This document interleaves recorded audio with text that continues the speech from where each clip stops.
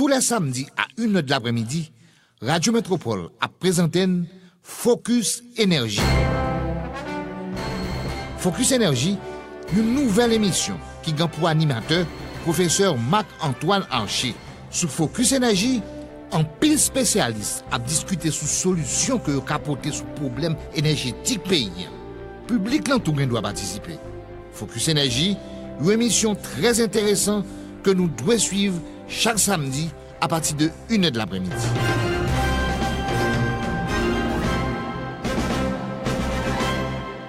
Mesdames, Messieurs, bonjour, chères auditrices, chers auditeurs, soyez les bienvenus à une nouvelle émission de Focus Énergie sur Radio Métropole. Aujourd'hui, le grand thème de notre intervention, c'est l'optimisation de l'utilisation du charbon de bois en Haïti. Et comme sous-thème de l'émission, nous allons parler des réchauds améliorés. Notre invitée d'aujourd'hui, c'est Madame Docteur Rafaela Beyanka, qui, je crois que je vais lui donner la parole pour qu'elle se présente avant de continuer. Rafaela, je ne sais pas si je peux te tutoyer. Si tu permets de tutoyer. Oui, donc mon nom c'est Rafaela Beyanka et je travaille pour Lifeline ici à Haïti. On est des producteurs de réchauds améliorés et on est arrivé dans le pays en 2010 après le tremblement de terre, comme beaucoup d'autres. Et donc moi j'ai joint l'organisation au début de 2013. 2013, ok. Donc, oui. Merci. Vous aurez le temps, tout de suite, Rafaela, de continuer à nous expliquer ce que fait l'institution, pourquoi et en quel sens vous travaillez, parce que je sais que vous êtes dans plusieurs autres pays. Vous êtes, on est en Ouganda aussi, et puis on a fait du travail aussi dans les camps de réfugiés en Kenya, au nord de Kenya. Et dans le sud du Soudan aussi. D'accord. Donc, mais je suppose que Haïti est un petit peu particulier. Haïti n'est ni l'Ouganda ni le Kenya, mais donc on verra ça un petit peu plus tard. Donc permettez-moi que je continue. Je présente et j'incite nos auditrices et nos auditeurs à réfléchir sur les questions de toujours. D'abord, c'est leur dire et nous expliquer à nouveau ce qu'est Focus Énergie. Focus Énergie prétend être une émission de format, disons, web 2.0 qui permet l'interaction entre les auditeurs, entre les auditrices et la plateforme de conception, entre le staff qui travaille pour mettre en onde Focus Énergie. Donc, vous avez d'un côté accès à notre courrier électronique info.focusenergie@gmail.com. Donc, vous pouvez nous faire parvenir vos préoccupations énergétiques, vos inquiétudes quant à ce que nous traitons comme thème. Si vous êtes intéressé à d'autres thèmes, faites-le nous savoir, toujours concernant l'énergie. Et vous avez aussi notre compte Twitter. Le compte Twitter, c'est @Focus Énergie HT.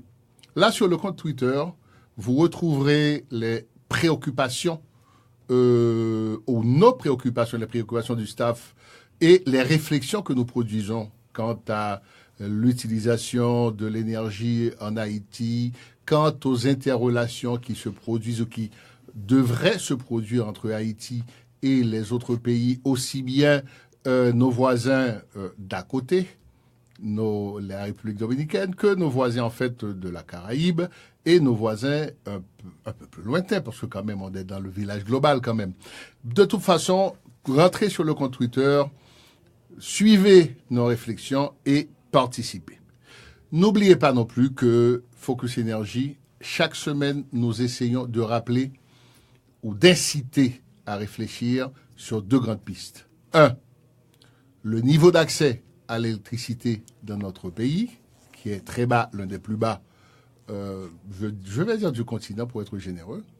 Et la deuxième chose, c'est la pression prédatrice que nous exerçons sur la couverture végétale de ce pays.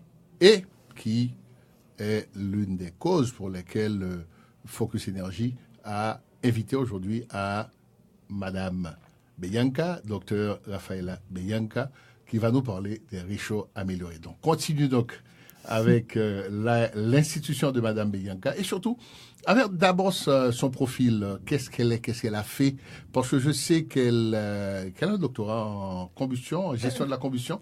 C'est bien ça? Oui, expliquez-nous, s'il vous plaît. Physique de la combustion. Physique de la combustion, donc c'est tout indiqué. Bon, j'ai commencé ma carrière comme ingénieur, en fait. J'ai travaillé avec les grands producteurs d'énergie et on faisait la simulation des processus de combustion dans les grands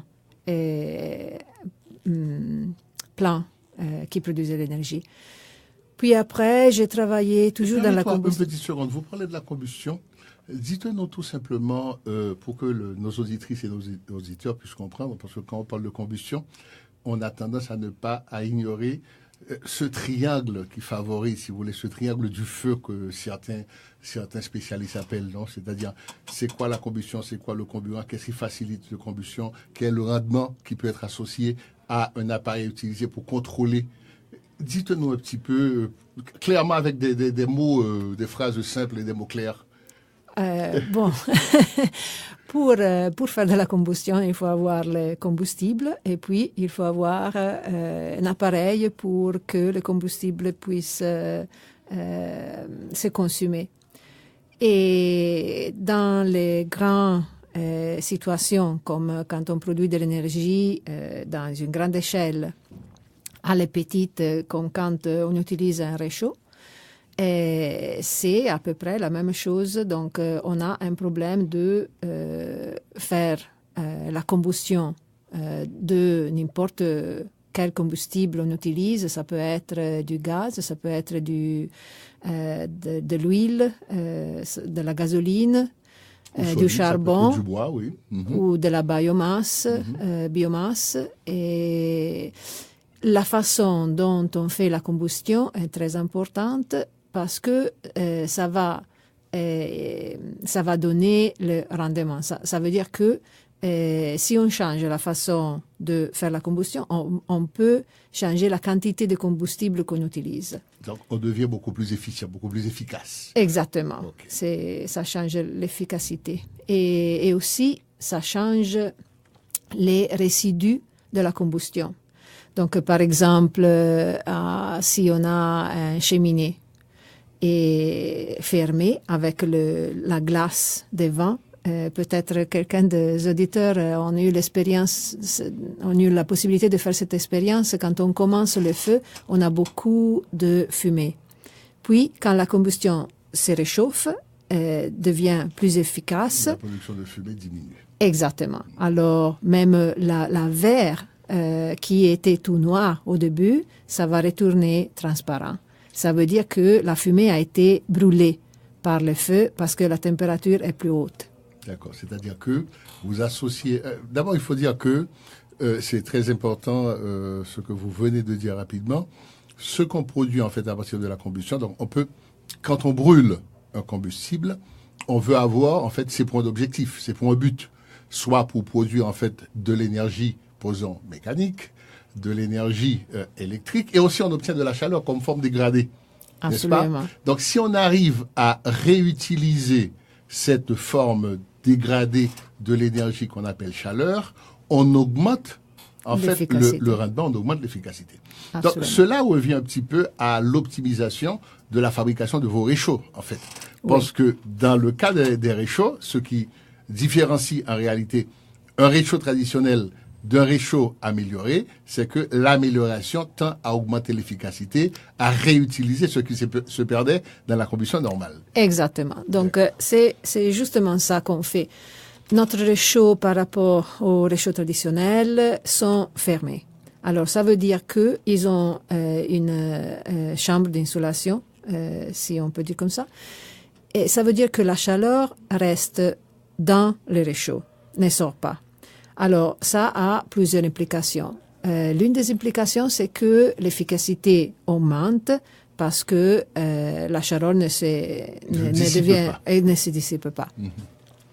L'autre, c'est que comme la chaleur est plus haute, alors là, on peut brûler les combustibles dans une manière plus efficace, ça veut dire le brûler tout. Alors, il n'y a pas de particules qui s'échappent. Et donc, en brûlant ces particules, ça veut dire qu'on a bien utilisé tous les combustibles. Et aussi, il faut savoir que ces particules ne sont pas bonnes pour la santé. Absolument. Donc, on a Donc, c'est-à-dire qu'une bonne combustion, on a une bonne combustion quand on arrive à utiliser au maximum tout le pouvoir calorifique de notre combustible et en minimisant tout ce qu'on peut émettre comme effluent.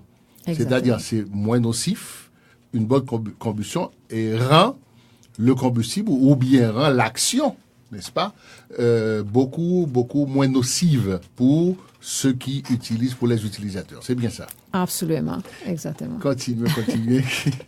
Et vous parlez simplement de réchaud. Ça veut dire que, et j'ai eu le temps, je crois, avoir visité votre site internet. Donnez-nous le site internet, parce que donc on est là aussi pour ça, pour faire savoir ce qui se fait, pour donner la parole à tous les acteurs. Je vais profiter pour le dire. Focus Énergie est une émission au service des acteurs de l'énergie dans ce pays. Et les acteurs, c'est l'ensemble des institutions, c'est le secteur privé, ce sont les bailleurs de fonds aussi, c'est toute institution travaillant dans le secteur de l'énergie et même la population utilisatrice, n'est-ce pas, fait partie de ce que l'autre jour Paolo Chilosi avait dénommé ici l'écosystème, n'est-ce pas?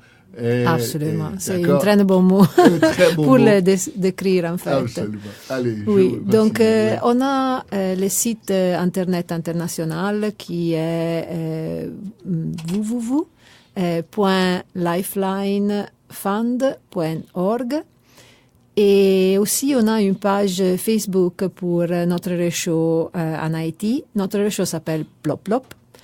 Plop Plop. Oui, parce que... Et plop plop, ça veut dire que ça cuit rapidement, c'est ça? C'est absolument c'est ça. Sens que vous avez, c'est bien. Oui, absolument. Donc, on a une page Facebook qui s'appelle Plop Plop Réchaud Amélioré. Et là, on peut trouver tout ce qu'on fait dans le pays, les événements, les nouvelles choses qu'on fait, on met les photos et tout ça. C'est bien. Donc, je me rends compte que j'avais établi toute une liste de questions pour vous poser, mais je suis resté complètement dehors parce que c'est tellement intéressant ce que vous dites qu'on est sorti en fait du scénario que j'avais tracé, mais c'est bien. C'est bien, ça veut dire qu'on s'amuse. C'est très important ça. Et l'autre jour, je crois avoir lu que les fonds qui étaient destinés en fait à la fabrication ou à la promotion des réchauds améliorés, ces fonds avaient tendance à s'utiliser pour autre chose parce que les résultats obtenus pour ce projet, n'est-ce pas, n'étaient pas ceux auxquels les bailleurs ou les donateurs ou les intérêts en fait politiques pensaient qu'ils allaient obtenir. Est-ce vrai ou qu'est-ce que vous pensez? Dites-nous un petit peu.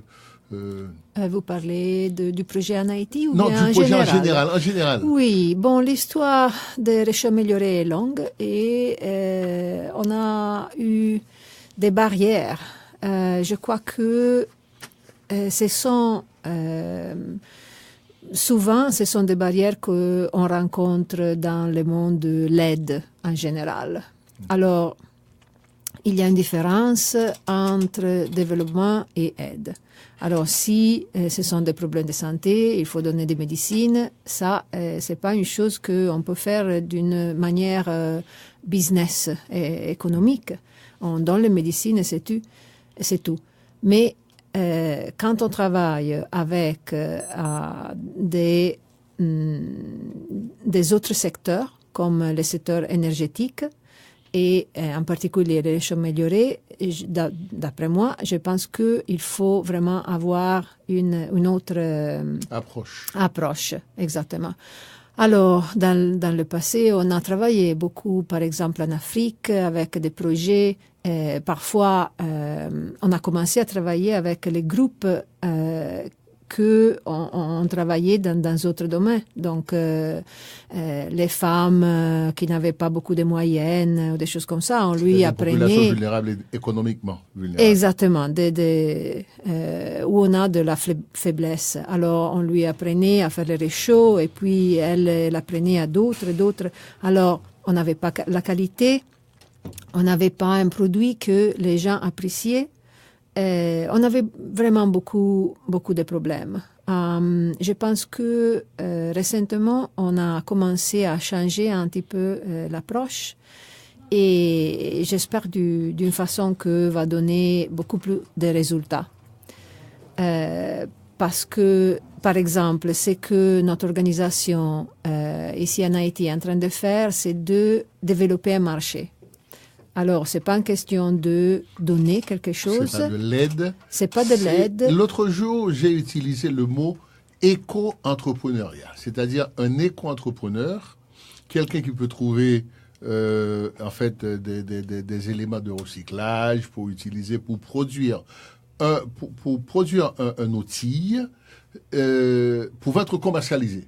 C'est-à-dire quand on rentre dans une phase de la commercialisation d'un produit, on sort de l'aide, on sort de l'assistanat. Je crois qu'effectivement, c'est la meilleure façon d'être productif. Hein, Exactement. Il y a un proverbe espagnol qui dit a caballo regalado no le mires los dientes. Il y a le même proverbe en italien. C'est-à-dire qu'en plus, si on te donne quelque chose, donc, tu t'en fous parfaitement comme de l'an 2000. Oui. C'est-à-dire, écoutez, bon, si ça se perd, ça se perd. Donc, c'est ce que on pourrait appeler un petit peu les effets pervers de l'aide, non? Oui. Il faut qu'on sorte de cette mentalité d'assister. Il faut qu'on sorte de cette façon négative, en fait, de percevoir, en fait, ce qu'on devrait utiliser pour augmenter même le capital, dans ce cas, le capital humain. Le capital humain dans le pays à travers de nouveaux métiers. On a aussi parlé l'autre jour parce que on va parler des briquettes de combustible aussi. Donc, il faut qu'on parle d'éco-activité. Ou si vous voulez, on peut même parler d'emploi vert. Pourquoi pas? Et visualiser, considérer le nombre d'emplois qu'on est capable de créer en visant la filière des réchauds améliorés. Absolument. En fait, c'est un secteur qui se développe ailleurs. Le travail vert, donc c'est bien d'en parler en Haïti aussi. Et oui, donc c'est cette façon de travailler que nous on cherche de mettre en œuvre. Et il y a quand même des difficultés. Et donc c'est vrai que on peut faire de l'entrepreneuriat quand on a un produit à développer. Mais la raison pour laquelle nous on pense qu'il faut soutenir les secteurs au début, c'est que les secteurs n'existaient pas. Absolument. Alors, il faut que les gens puissent comprendre l'importance, la valeur des réchauds améliorés parce que ça coûte plus cher que les réchauds traditionnels. Alors, ça coûte plus cher parce que c'est beaucoup mieux. En réalité, c'est le même problème que les ampoules à incandescence et les ampoules à faible consommation ou les fluocompacts qui sont beaucoup plus chers que les ampoules en fait incandescentes, qui d'un côté en fait qui sont interdites en réalité. On n'en fabrique plus et on va en trouver en Haïti un stock énorme de produits à bas prix, mais qui est complètement nocif, dont l'utilisation est nocive pour la production et la consommation énergétique dans le pays. Donc, c'est un petit peu ça. La deuxième chose, donc, je vais vous poser une petite question assez, je ne vais pas dire embêtante, mais quand même. Est-ce que vous considérez que vos réchauds ou les réchauds que vous fabriquez sont bien fabriqués, professionnellement et techniquement bien fabriqués et répondent à l'objectif pour lequel ils ont été construits, élaborés? Vous croyez que ce sont de bons produits que vous fabriquez? Oui. Alors, on est arrivé en Haïti avec beaucoup d'expérience dans la fabrication de réchauds et en Haïti, on a amélioré notre connaissance. Donc, c'est vrai que dans chaque pays où on va, il y a des choses un petit peu différentes. Il y a des différentes matières premières qui sont disponibles. Il y a une façon différente de faire la cuisson. Et donc, les exigences sont différentes et il faut adapter la conception de réchaud. La technique, c'est toujours la même, la combustion, c'est toujours la même, mais on peut créer des modèles de réchaud différents. Donc, c'est ça qu'on a fait. Dans la fabrication, pour nous, la chose vraiment importante, c'est la qualité, le contrôle de qualité. Donc, maintenant, on est encore en train de fabriquer à la main, mais chaque réchaud est contrôlé par quelqu'un du bureau pendant que les boss sont en train de faire leur travail. Et on va bientôt passer à la production mécanisée. Donc, ça va encore augmenter la qualité et la quantité à fabriquer. La quantité de la fabrication. Donc, ça va réduire le coût sur le marché. Exactement. Oui, on espère que ça va nous permettre de réduire un petit peu les coûts. Oui. Absolument. Et quels sont les matériaux que vous utilisez pour fabriquer les réchauds? Dans nos cas, c'est le métal. On utilise 3 différentes qualités de métal. Non, qualités... types de métal, avec l'épaisseur qui varie d'un à l'autre. Parce que, par exemple, la chambre de combustion est en contact direct avec le charbon ou les briquettes. Ça veut dire que la température est beaucoup plus haute et là, on a besoin d'un métal qui est plus épaisse. D'accord. Les tops, la couverture du réchaud aussi doit être résistante, car les corps du réchaud peuvent être faits avec un métal qui est moins épaisse. D'accord.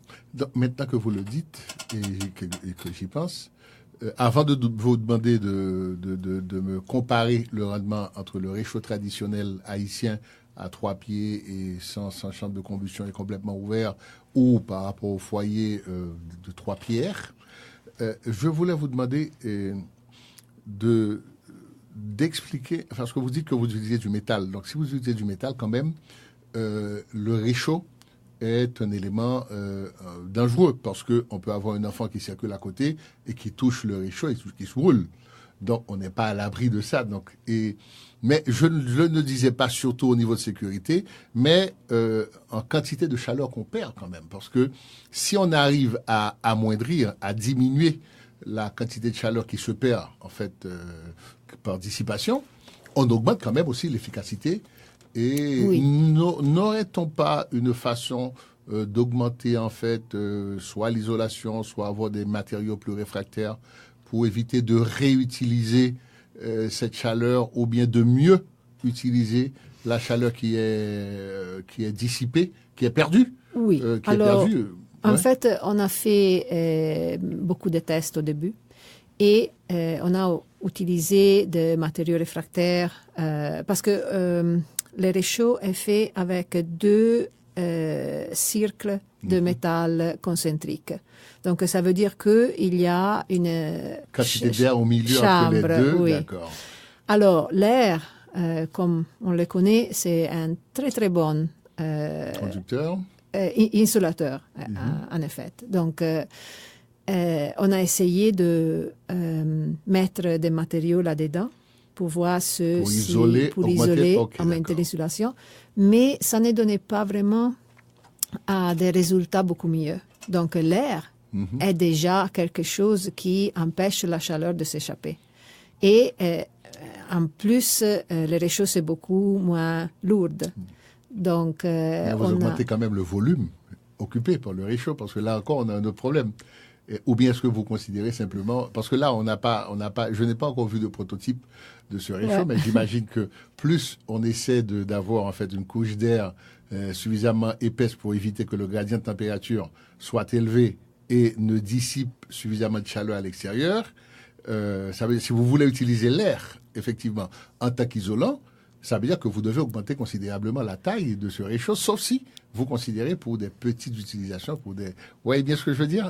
Oui, absolument. En fait, la taille du réchaud est pensé par rapport à la taille des chaudières. Donc, nos réchauds à la dimension qu'il faut pour l'utilisation avec les types de chaudières qui sont plus utilisés en Haïti.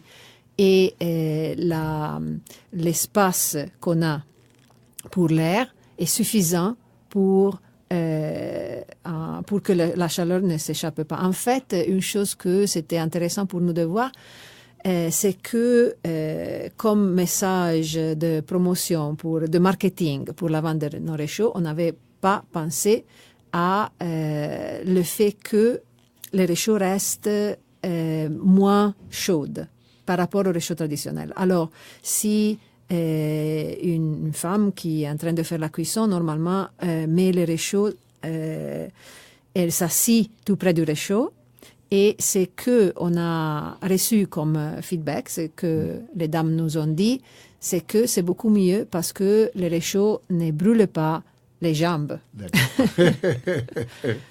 OK. Et vous savez, l'un des éléments que l'on a tendance en fait à oublier en Haïti, et il faudrait peut-être qu'on insiste là-dessus, c'est la validation, c'est l'homologation, ce sont les tests de validation des produits. Vous avez dans votre institution, vous avez un contrôle, un département de contrôle de qualité, c'est bien, mais est-ce que vous avez le produit que vous avez sur le marché, que vous lancez sur le marché, est soumis à d'autres tests par des institutions validantes ou des institutions, ou bien dites-nous simplement au niveau des tests de validation, qu'est-ce qui vous a été dit, qu'est-ce que vous avez comme résultat?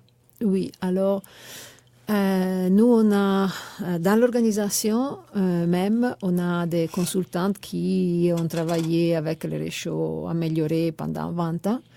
Et donc, on fait tout d'abord, quand on veut produire quelque chose, on lui demande de faire ses tests et pour voir si ça vaut la peine de continuer ou pas. Puis, ici en Haïti, on a été testé par Chemonix. Donc, ça fait partie du programme USA de Réchaud Pau. Et ils ont choisi les producteurs qui pouvaient donner une certaine efficacité minimum. Et donc, nous, on était parmi ces groupes. On attend que le BME et l'université de Quisqueya finissent avec le laboratoire parce que ça va aider vraiment beaucoup tous les acteurs dans la filière. C'est ce que j'allais dire. J'allais dire que, vous savez qu'on a une instance, en fait, le Bureau des mines et de l'énergie, qui effectivement est là pour ça, en plus, pour tester, n'est-ce pas, les équipements et aussi, même les services, en réalité, que l'on arrive à offrir, en fait, dans le pays au niveau du secteur de l'énergie ou du secteur des mines. C'est l'institution agréée, c'est l'institution, en fait, qui est aussi maintenant le ministère du Commerce et de l'Industrie, je crois. Et même la sécurité énergétique aussi en dépend. Bon, serait une institution à prendre en considération. Par exemple, maintenant, pour entrer dans des programmes de crédit de charbon, il nous faut une certification internationale qui doit être donnée par quelqu'un qui est reconnu. Alors, ces projets du ministère des Mines et de l'Énergie, c'est très important pour nous et pour les acteurs comme nous, parce que maintenant, ça coûte très cher d'envoyer le réchaud à Berkeley Lab ou ailleurs. Et ce serait beaucoup mieux d'avoir quelque chose de plus bon marché ici. J'espère que les décideurs du pays écoutent notre émission. Ils vont prendre note et contacter Madame Beyanka avec son institution pour lui dire, écoutez, acheminez votre produit chez nous, vers nous, pour que nous puissions en fait tester la validité. Je vais profiter aussi, vous avez parlé du programme de finance carbone. Je vais profiter pour dire en fait, pour vous demander en fait si vous êtes au courant ou si vous suivez, si vous êtes partie de l'Alliance mondiale pour les foyers améliorés, le GAC. Oui, vous bien sûr. D'accord, très bien. C'est impossible de ne pas y faire partie si on travaille dans le menu. Mais je crois que dans ce pays, dans notre cher petit pays, il y a d'autres acteurs qui interviennent. On a dans le secteur de la production de briquettes ou dans le secteur même de réchaud amélioré ou des presses de fabrication de briquettes et qui ne sont pas au courant. Donc, je profite pour leur dire de visiter ou de trouver des informations concernant en fait cette alliance. Avant de continuer, je crois qu'on a déjà épuisé une bonne partie en fait de l'émission. On va prendre une petite pause. Donc, chères auditrices, chers auditeurs, n'a pas un petit pause, n'a pas un petit campé, n'a pas commencer tout à l'heure. Merci.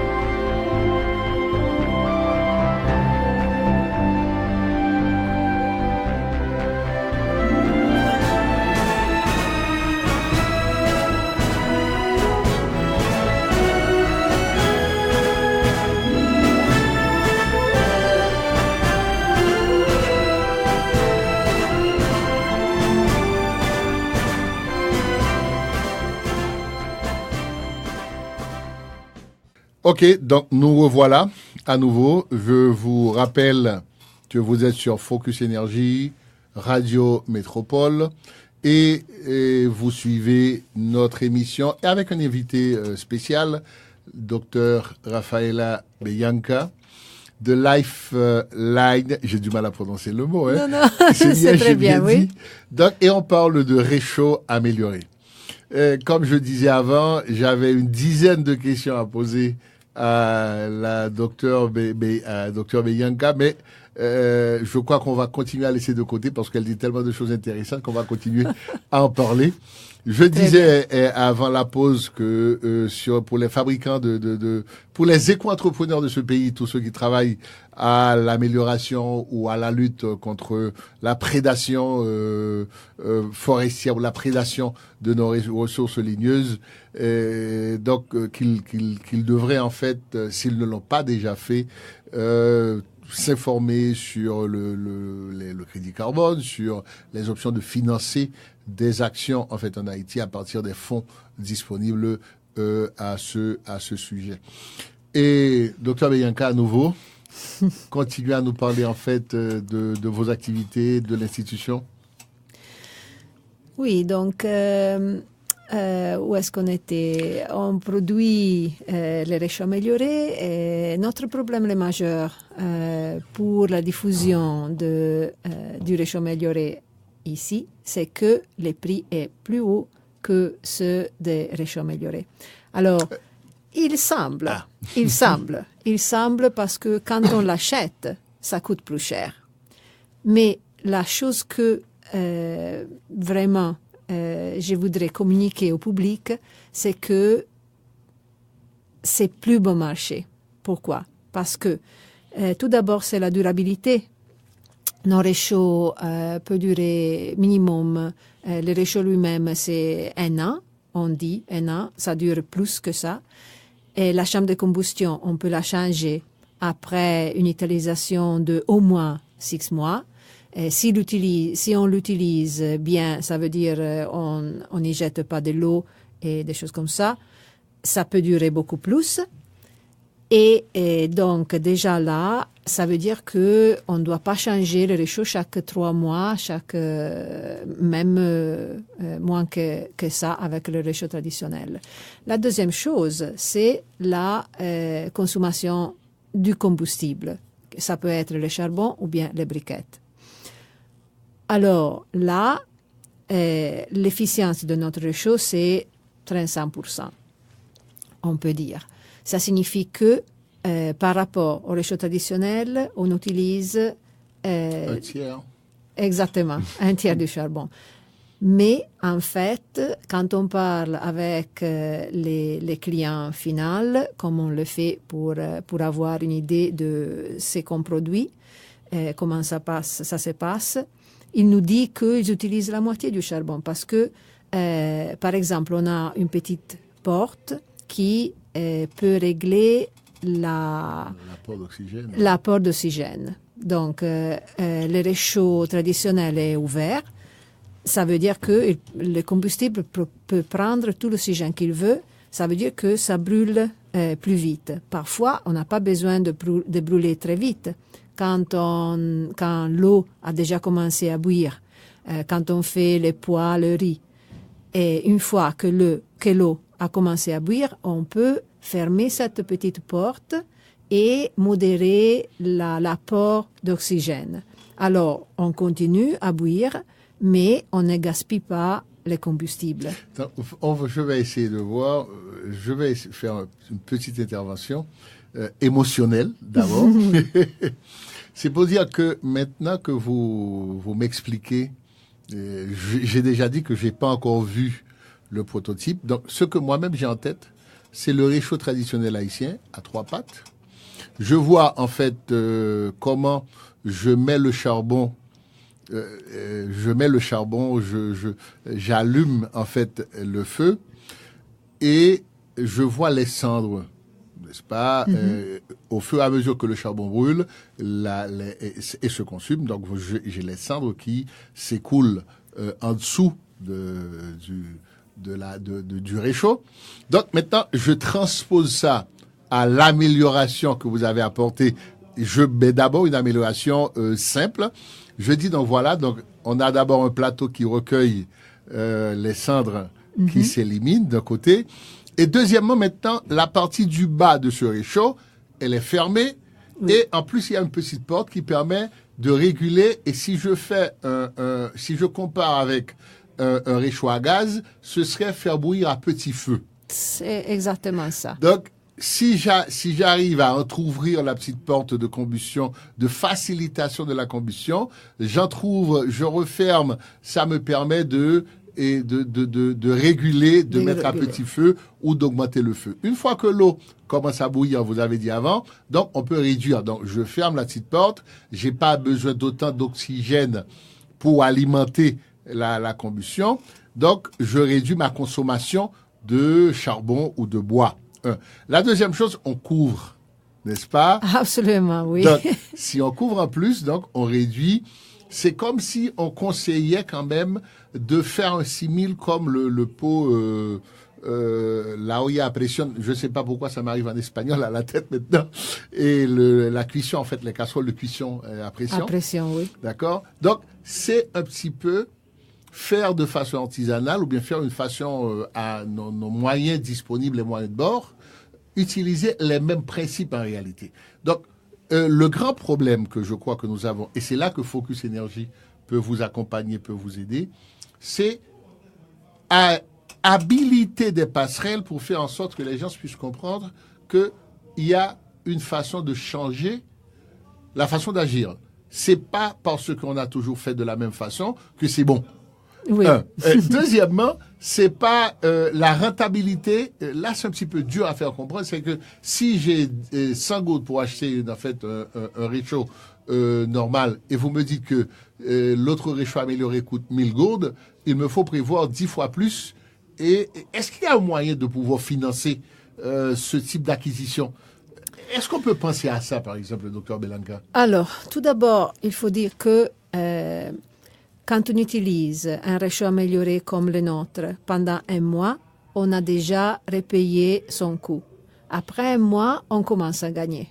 Donc, on dit que les gens qui sont plus faibles d'un point de vue économique n'ont pas les moyens d'acheter un réchaud amélioré. Donc, c'est surtout ces gens qui vont gagner le plus parce que c'est une façon de gagner de l'argent, pas de dépenser de l'argent. Il y a ce problème que on l'appelle upfront cost barrier. C'est le coût initial. Ouais. C'est vrai, je gagne après un mois, mais je dois dépenser aujourd'hui. Je n'ai pas l'argent dans ma poche. Alors, pour travailler avec ça, il y a des façons différentes. C'est pas tout à fait facile de travailler avec du microcrédit. Oui, c'est ce que j'allais vous dire. Ouais. Parce que c'est pas assez cher.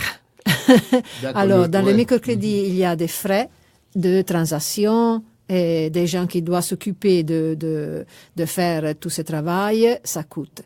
Alors, si on achète un système de panneaux solaires, ça vaut la peine parce Ouais, que certainement, ouais. la somme, c'est plus haute. Mais pour un réchaud qui va coûter 550 gourdes, 750 gourdes, vraiment, les frais de transition ne sont pas, on ne peut pas justifier.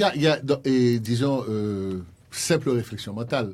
Donc, au lieu de parler de microcrédit, parlons de nanocrédit. Donc, la possibilité de nous financer l'acquisition Oui. d'éléments énergétiques beaucoup moins chers. C'est-à-dire, si j'ai 500 gourdes, et sincèrement, on peut croire qu'il y a des personnes en Haïti actuellement qui ne disposent pas de 500 gourdes pour acheter Sans en fait doute. ce Oui. réchaud.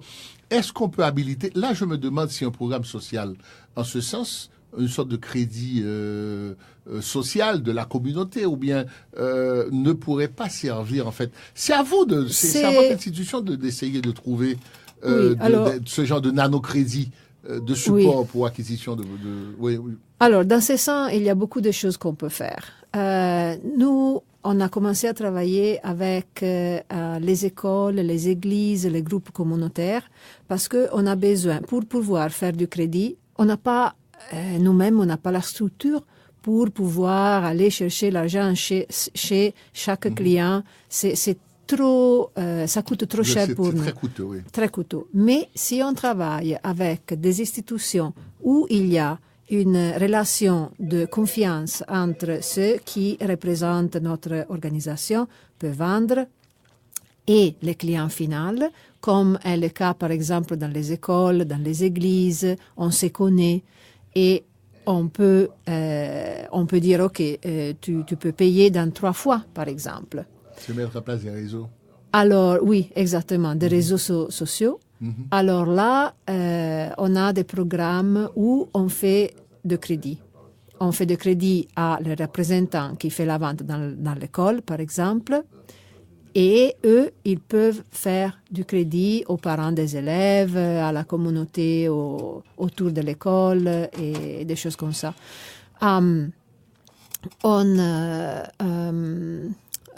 Aussi, il y a des systèmes pour, au niveau de groupes communautaires qu'on pourrait utiliser pour créer la possibilité d'achat. Alors, par exemple, si on est 6 personnes dans un groupe, je crois qu'en Haïti, on l'appelle les sols. Les sols, oui, Les c'est ça. sols. C'est ça. Exactement. Alors, la première personne peut acheter cette semaine, le premier réchaud, C'est ça. et puis la deuxième semaine, et dans quelques semaines, tout le monde a un réchaud. Oui, c'est Et bien, ceux c'est bien. qui ont reçu le réchaud En premier ou en premier, ils peuvent commencer à faire de l'économie sur le charbon. Donc, l'argent qu'ils vont mettre après, c'est en fait l'argent de l'économie qu'ils sont en train de faire.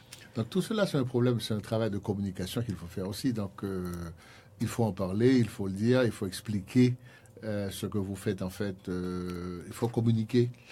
Mais je crois qu'il faut demander aussi, il faut insister auprès des décideurs, auprès des institutions en fait haïtiennes pour leur dire ce que vous faites, pour demander d'être accompagnés en un certain sens, parce que ça, c'est aussi une possibilité de validation de ce que vous faites, de montrer en fait le côté social et le côté d'éco-entreprise, ou si vous voulez, d'économie sociale que vous réalisez en fait dans le pays, non seulement la technologie. Absolument. Sur la question de la communication, c'est en fait encore plus que ça, parce que parfois, même si les gens n'ont pas beaucoup de moyens, mais ils peuvent faire des sacrifices pour acheter, mais ils doivent être sûrs que le produit qu'ils achètent est un bon produit. Absolument, c'est possible. Alors, si moi je le dis, bon, ils m'écoutent, mais Non, c'est les voisins. Si je peux voir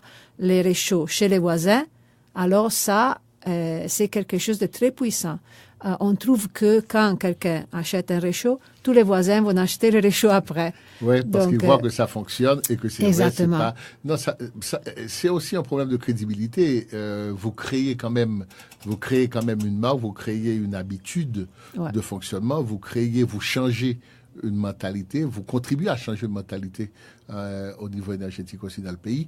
Et j'insiste à nouveau, il faut absolument aller voir les autorités énergétiques du pays. Il faut leur en parler, il faut expliquer ce que vous faites, il faut leur demander d'accompagner aussi bien au niveau, même au niveau légal, parce que c'est bon pour Haïti aussi. Parce que vous savez, les actions qui ont lieu dans le secteur en fait de l'énergie en Haïti ne sont pas connues à l'extérieur. Donc là encore, cette émission sert à ça. C'est pour ça que nous recevons des informations venant de l'Afrique. Nous avons un tas de contacts en fait sur notre compte Twitter qui nous arrivent du Burundi, de la Côte d'Ivoire. Et je vous assure que c'est une expérience qui me fait ça me fait bien de voir que à partir d'Haïti, on se rend compte, les gens à travers le monde savent ce qui se fait en Haïti, comme on le fait, nos souffrances et aussi nos grandeurs aussi. Il faut pas oublier que ils sont tous passés par là, quels qu'ils sont en fait. Bon, continuez s'il vous plaît. Bon, de la côté des institutions, c'est sûrement l'énergie, mais c'est aussi la santé. Parce que, en fait, les dernières chiffres qui viennent de l'Organisation mondiale pour la santé sont que la pollution, indoor air pollution, donc, la pollution qui vient, la pollution fumigère, on pourrait dire, les particules, en fait, tout ce qui est lié en fait, aux effets nocifs de production de fumée, oui. Et ça amène 4,3 millions de morts par an. Alors, ça veut dire que ça, c'est beaucoup plus que la malaire, la tuberculose et toutes les grandes maladies dont on s'occupe beaucoup, avec beaucoup de financement, et on ne pense pas à ces problèmes, à des problèmes respiratoires liés à la cuisson avec des réchauds traditionnels ou les feux à trois pierres. C'est quelque chose. Pourquoi? Parce que c'est quelque chose que on a fait pour des milliers d'années. Alors, on ne peut pas s'imaginer que c'est nocif. Mais en fait, grâce à toute l'étude qu'on a fait sur la fumée des cigarettes, on a pu constater que beaucoup des problèmes respiratoires qui se développent sont dus à la cuisson avec... Surtout si c'est des ambiances fermées, dans des pièces fermées. Donc, dans un même espace, donc vous faites la cuisson, la fumée, en fait, c'est ça le principal problème. Avant, un feu de pierre, en fait, sur un foyer à 3 pierres, ça se faisait à l'extérieur, ça se faisait de temps à autre, pas de façon continue, et l'exposition de l'individu à ces fumées était moindre. Et le nombre de cas, on était une population beaucoup moins nombreuse en réalité, et l'impact était moindre. On n'était pas non plus à ce degré de sophistication technologique pour savoir en fait les effets, les causes, n'est-ce pas, de ce genre en fait de comportement, oui. Absolument, mais de toute façon, même si c'est ouvert, comme on doit s'asseoir tout près du feu pour faire la nourriture, ça signifie que on est quand même exposé, absolument. On est quand même exposé beaucoup. C'est ça. Oui, donc la santé. Et de l'autre côté, on a l'aspect économique, social. Donc, c'est l'environnement, la santé et l'économie. Et permets-toi un petit seconde de conseiller encore non seulement au niveau de l'Alliance globale pour les foyers améliorés. Il y a une petite publication que j'aurais voulu que les auditrices et les auditeurs puissent... ça peut se trouver sur Internet. C'est une publication en fait des Nations Unies. Ce sont les options en matière de cuisson des aliments dans les situations liées aux réfugiés. Donc, même si c'est une publication qui a été pensée pour les réfugiés, on trouve des cas qui se ressemblent énormément à ceux dont on parle actuellement avec Dr Beyanka sur l'utilisation des réchauds améliorés dans des camps de réfugiés, sur la cuisson et la problématique de la cuisson et l'utilisation de combustible, l'utilisation efficiente de combustible. Et Dr Bianca, vous produisez combien de réchauds par mois, par année? Oui, par mois. La production est liée à la vente, donc on vend à peu près 500 par mois. 500 par mois, c'est quand même bien, c'est bien. Le coût de chacun, en fait, c'est le même type de réchaud. Vous avez combien de types de réchauds? Pour le moment, on en a 3. On a le petit qui peut être utilisé pour une petite famille ou bien pour faire la sauce, la viande, la friture.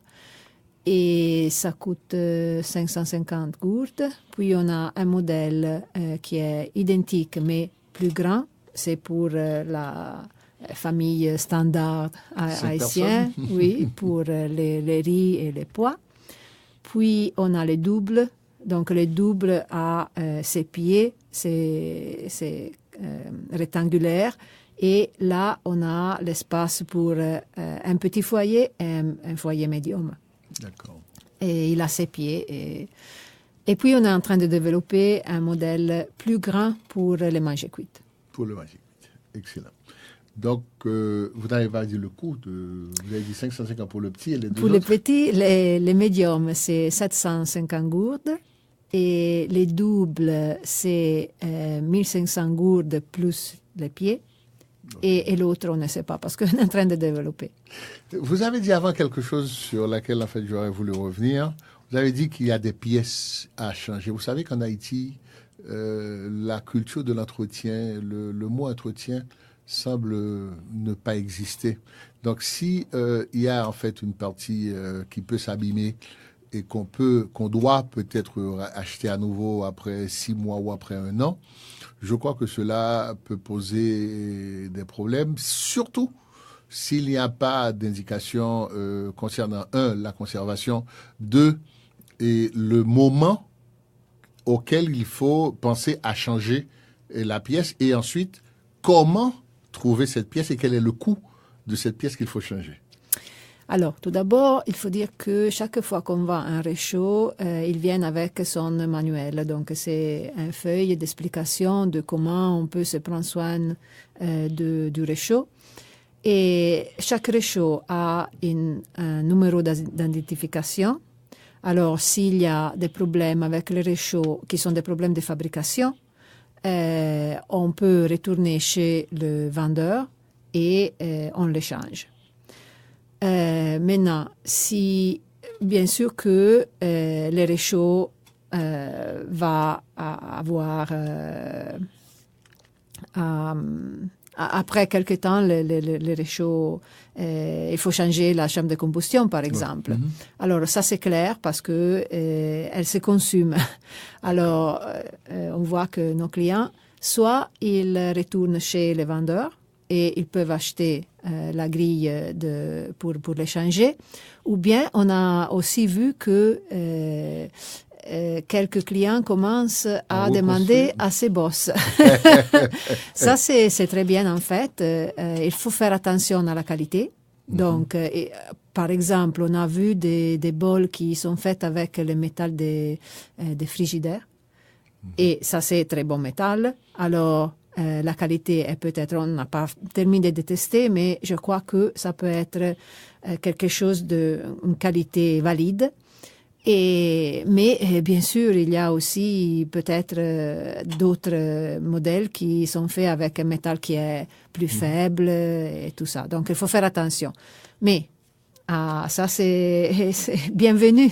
C'est bien. Donc, ça veut dire qu'il y a transfert de technologie en ce sens-là. Absolument. Il y a un écosystème qui se développe. Il y a la vie qui se reproduit à l'intérieur.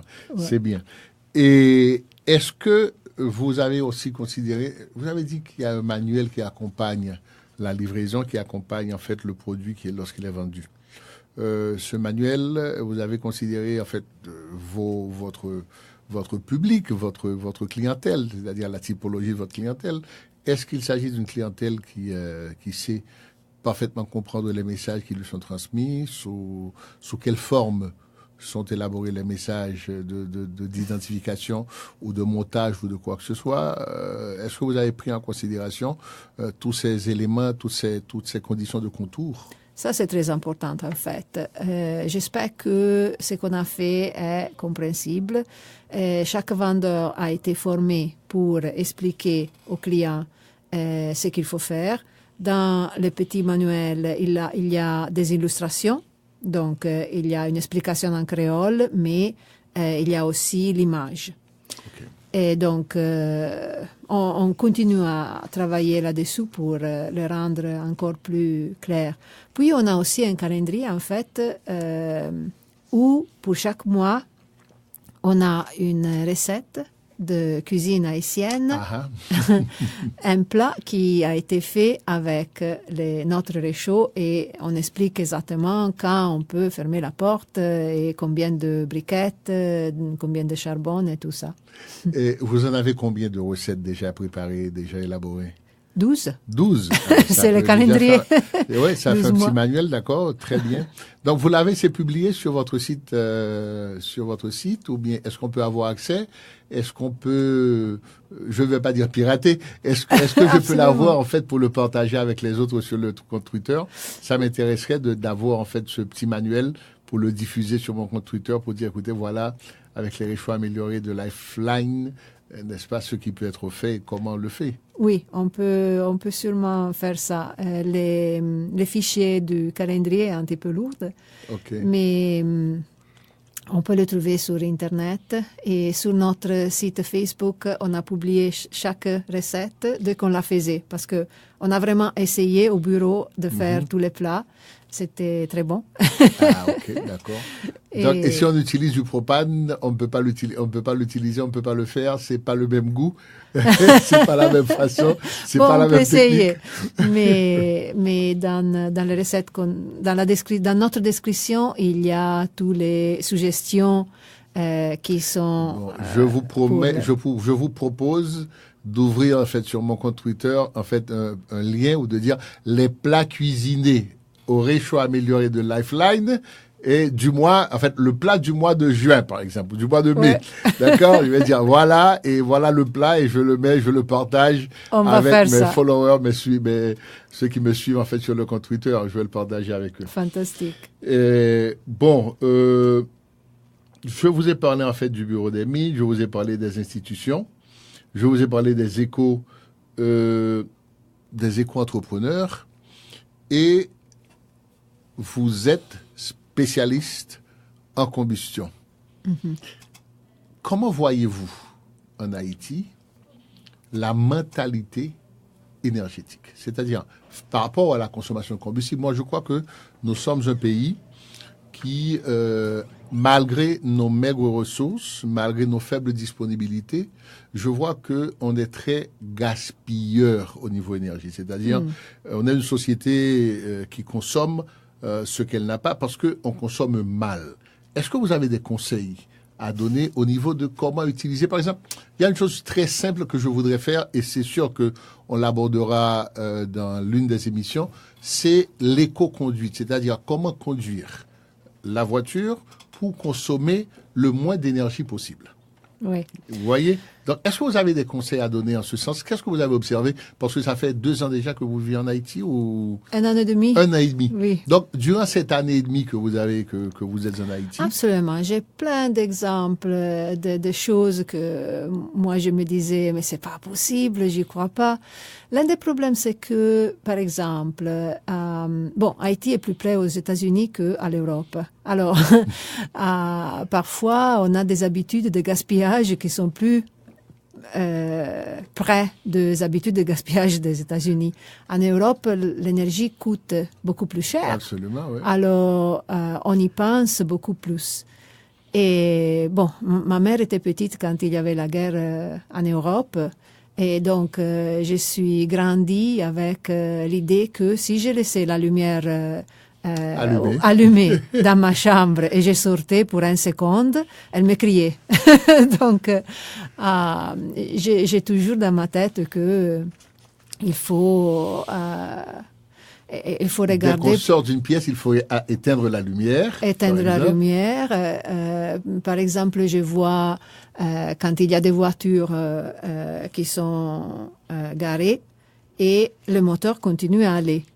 Et ça, c'est étonnant pour moi. L'utilisation de l'air conditionné, par exemple, comme on le fait aux États-Unis, 16 degrés, moi, je suis toujours en train de friser. C'est trop froid. Non, c'est qu'il y a la notion, en fait, en Haïti, de confort thermique que parfois, quand j'arrive à un bureau, je vois l'air conditionné, la climatisation à 18-19 degrés, je leur dis, écoutez, sincèrement, pour avoir situer en fait la climatisation à 23 degrés, 24 degrés. Ils le font et ils se sentent bien. Ok, j'avais pas pensé. Mieux. C'est-à-dire, oui. On ne peut pas penser en été, à vivre comme si on était en hiver. Bon, absolument. Et sur ces conseils, je crois qu'on va devoir terminer parce qu'on a épuisé quasiment notre heure d'émission. Donc, on va terminer. On vous remercie énormément, le staff de Focus Énergie, d'avoir participé. Merci beaucoup à vous et merci aussi au public qui nous a écoutés. Merci, Dr Bianca. Et je profite en fait pour prendre congé de vous, chères auditrices, chers auditeurs. Simplement vous rappeler à nouveau que Focus Énergie veut transmettre une nouvelle énergie, mais surtout prétend créer en Haïti cette citoyennisation énergétique de laquelle Haïti pourrait se sentir fier d'ici à quelques années, ou pourquoi pas, commençons dès aujourd'hui. Merci et à nouveau à la 8e. Nous sommes écoutés Focus Énergie. Focus Énergie, une nouvelle émission qui a pour animateur professeur Marc-Antoine Archer. Sous Focus Énergie, en pile spécialiste à discuter sur solutions que capoter sur problème énergétique pays. Public là tout doit participer.